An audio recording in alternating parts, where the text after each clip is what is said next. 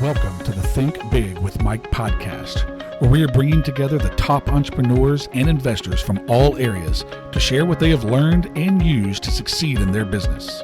Education, motivation, inspiration. Subscribe and share today. Now strap in for another episode of Think Big with Mike. Hi, and welcome to another episode of Think Big with Mike. Your host here, Mike Gonzalez, and today we are going to be talking about buying properties subject to the existing mortgage, okay? And that's a mouthful, but what that really means is it means that you're going to buy the property and the deed's going to move over and you're going to go through closing, but that the mortgage and the financing is going to stay in place with the seller.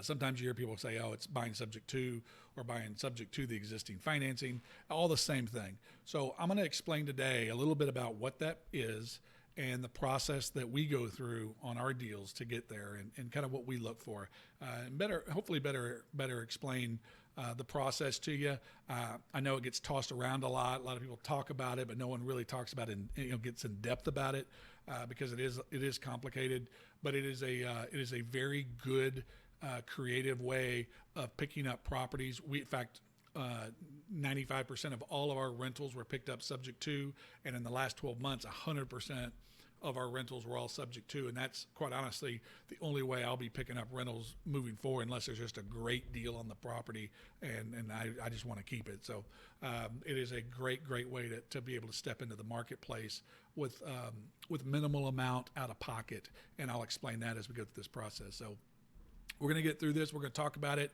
and hopefully answer a lot of questions for you. If you like the content, definitely give us the old thumbs up, the definitely get us out there and share. And please subscribe to our YouTube channel as we keep bringing this content out to you. We'll just keep it rocking and rolling.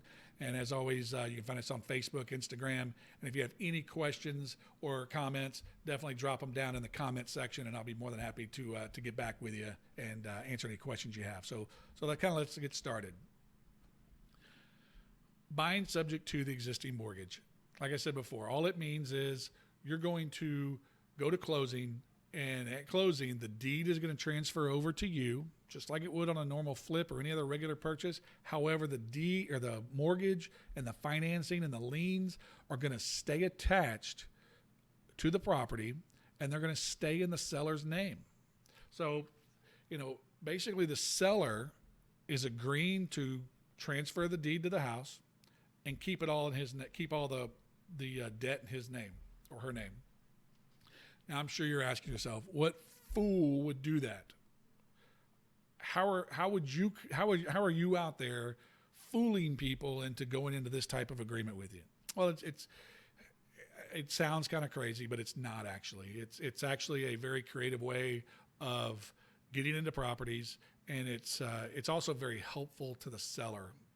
And I'll kind of explain that here to you in a minute. But it's a way that us as investors can get in there and kind of do what we all talk about. At least with my groups that we talk about is at the end of the day is we're there to solve problems and help people. Help people with their situations on their houses, and that's how we make a living is by solving problems. So we're here to solve their problem, and that's how this process works. So let's talk a little bit about the seller, the mentality of a seller, and what seller really is going to be a prime candidate for selling subject to. First and foremost, your foreclosures. You've got homeowners out there, especially during these times we've got going on and the future to come. You know what I mean? So you've got things that are about to break loose within the real estate market as mortgage companies start getting back into the regular routine of collections and the courts start moving forward with foreclosures. There's going to be a lot of people that are going to be in some trouble. And they might be several months behind on their mortgage. They don't know, they don't have the money to come out. They don't qualify for refinancing or through the modification process. And so they're stuck. Their house is headed to auction. So they're going to need a way out. They know they can't straight up sell their house. Maybe they owe too much. Maybe they're so far behind. Maybe it's just so, the house needs more work than what it needs to put it out on the market and try to get an end buyer into it. Who knows? But they can't sell it traditionally. and they're heading to auction. Their credit's getting hammered. They're fixing to get a foreclosure on them anyway. So they're in a world of hurt, and that's one of your sellers. Another one would be someone who inherited some property. Maybe they inherited some property and it's got some liens tied to it, maybe some tax issues, or maybe there's still a mortgage on it. And in order to maintain the property, they're going to have to keep paying that property out. Otherwise, it's going to come back through a collection process, and they just don't want that hassle. They don't want they just, can you give me some cash? Let me walk away and I'm done. I don't want to go through the whole sale process or anything else. That's your other customer. And for us, the third customer is going to be the person who owns a piece of property who might not have any equity, might even be upside down on their equity, and they've got to move. Whether it be job transfer, whether it be whatever, they just cannot stay there. They've got to go. And they cannot sell it on the open market because they're upside down.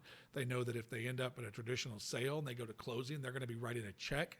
And there ain't nothing worse, take it from some experience, there is nothing worse than sitting at a closing table and having to write a check to someone to buy your house.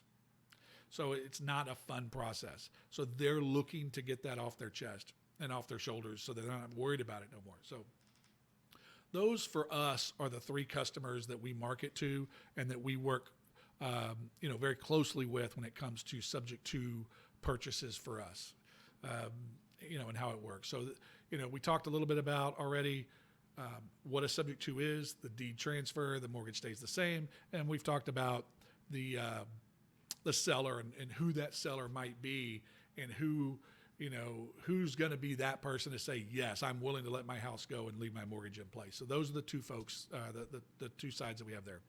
Now, let's talk about closings and contracts. Buying subject to is basically a straight purchase. You have a purchase contract for the house with an agreed upon amount. The only difference is you're not going to be clearing the lien or the mortgage or the financing that's attached to the property at closing. There's an agreement that says you're going to maintain that, or you're going to service their mortgage by making the payments for them as promised. And so that requires, at least for us, we have a separate contract that we've had drawn up. And this is where I recommend that you get some professional help and you pay the money and don't go cheap to get some professional help. Contact a real estate attorney, someone who's familiar with doing subject to purchases, who can draw you up a contract that is specific for you and your group. Okay. And what I mean by that is they're going to be able to draw it up. Like, our contract is very robust. It's got lots of redundancies in it so that it protects the seller. It protects us as the buyer. It gives a line by line explanation of what those expectations are and what our requirements are as a buyer and what their requirements are as a seller.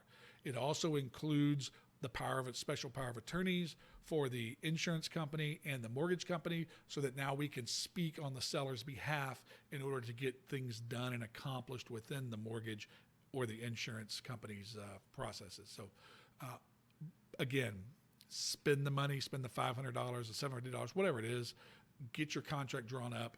Don't rely on something you've downloaded online. It's only going to hurt you. Don't go cheap when it comes to this side of it. So the contracts are different. The closing is the same. You're going to go to closing. The title company is going to file and do all their work. It's going to get the underwriting. Sometimes we do it without underwriting, depending on the situation. But you're going to have to definitely figure that one out and do that and take a look at where you are with each one on whether you follow those routes or not, and get it closed. So closing happens, the deed transfers, the mortgage stays the same, and now you start making those monthly payments for the property, and then the house is yours. And you continue on and you service the contract, or you service the mortgage per the contract for as long or as little or as short as what's specified in your contract. So to kind of give you an example, I'll walk you through our last subject to purchase that we did. Okay. We had spoke with a homeowner, and it was a couple. They'd lived in the house about 10 or 12 years. They'd fallen behind. Unfortunately, they were 5 or 6 payments behind. They were headed towards an auction. We'd been talking to them. They already had a place they were wanting to go. It really wasn't a big deal for them. They just wanted out from underneath it. They were tired of the stress. They were tired of the calls and the letters. They didn't want their credit ruined any more than what it was. They didn't want the foreclosure listed. So like with any other purchase, we started our due diligence. We inspected the house. We pulled the ARV. We went through all the steps that we do on a standard purchase.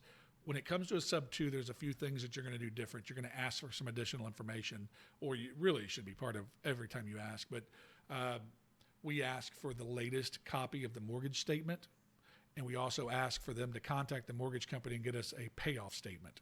That way we know for sure what's owed on the house for a payoff, and then I can look at the mortgage statement and I can see what their monthly payment is. Does it include escrow? What their interest rate is? Okay, and this is why all that's important. When I go to buy a subject to house, equity is probably that much of the whole deal. The house could have little equity, it could have no equity, it could have negative equity. Okay, and I would probably still do the deal if there's a couple things. One, that I can see some progress in appreciation. And so I look out over the next 5 years. Is this area appreciating? Can I speculate that far out and see that there's some appreciation?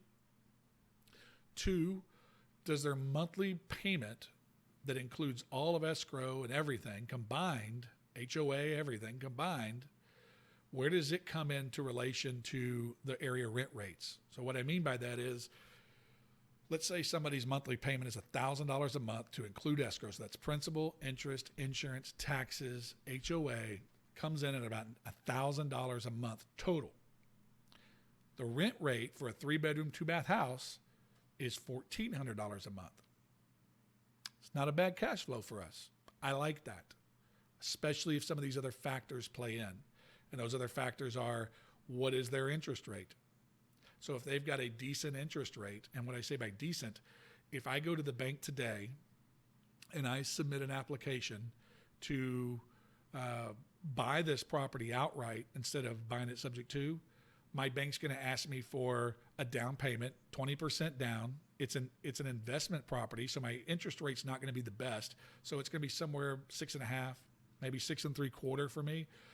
That's going to be based off my personal credit. It's going to be based off, other factors.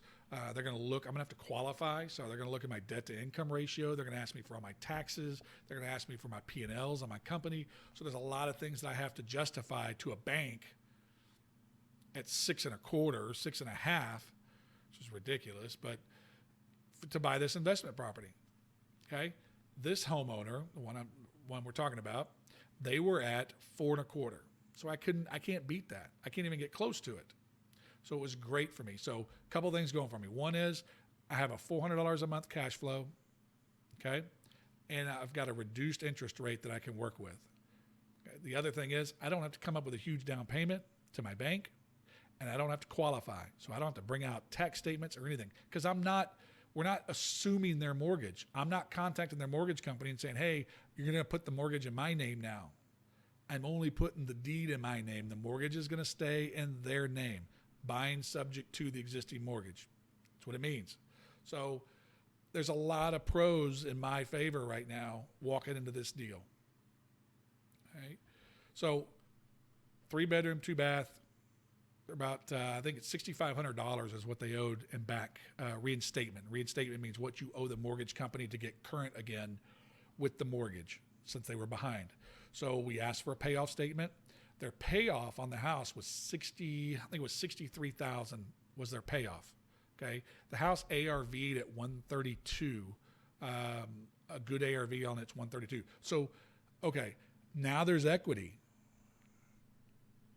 good interest rate, good monthly payment in comparison to the rental market. So there's immediate cash flow. The house did need about $20,000 to $22,000 worth of rehab work, but that's okay.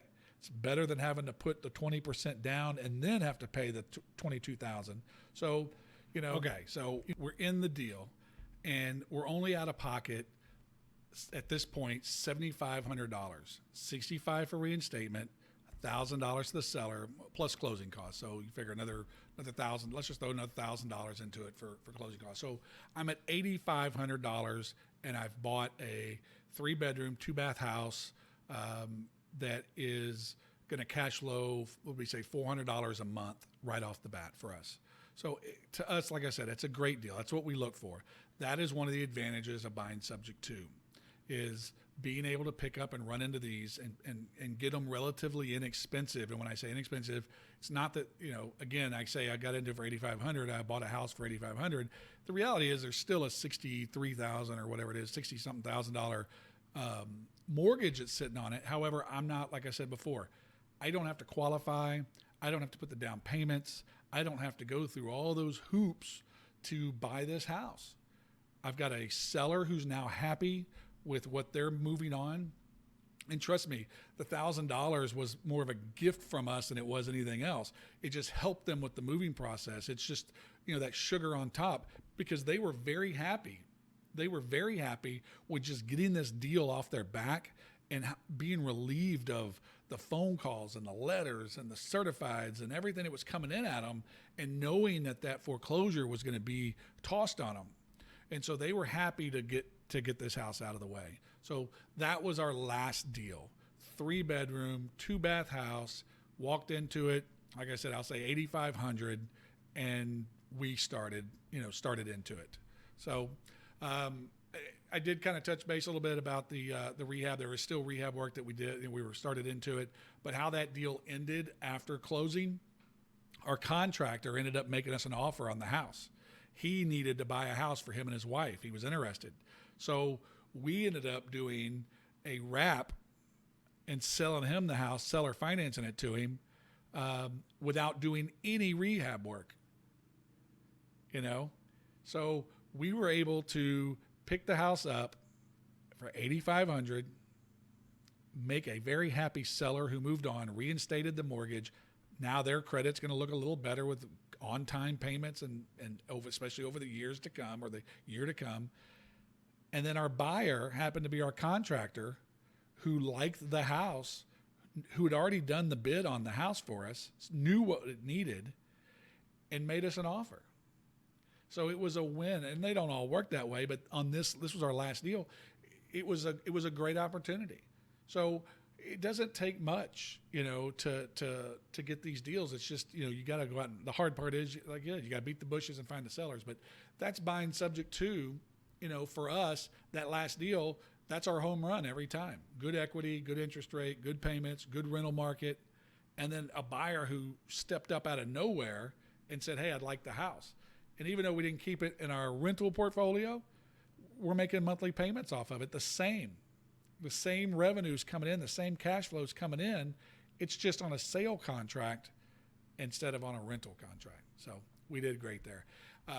Listen, guys, I know it's a lot of content to take in. Subject to is not a 15-minute, spend on the internet and learn how to do the job. What I'm telling you is that there's opportunities out there. There's more than one way to skin that cat when it comes down to making these deals happen. Do not be scared of zero equity deals. Do not be scared of a situation that looks like it's at its end. We were 4 days away from the auction date when we started making moves on this house. It can be done. We've done it. If you need help, or you have questions, or you just need some reassurances along the way, again, hit us with the comments. Find me on Facebook at Think Big with Mike. Instagram is Big Dollar Buyer on Instagram, and definitely give us the old thumbs up, definitely share us, and subscribe to our YouTube channel. So again, thank you guys very much. I look forward to bringing some more, and we'll get another shout out to y'all here next week. Thank y'all, and have a great day.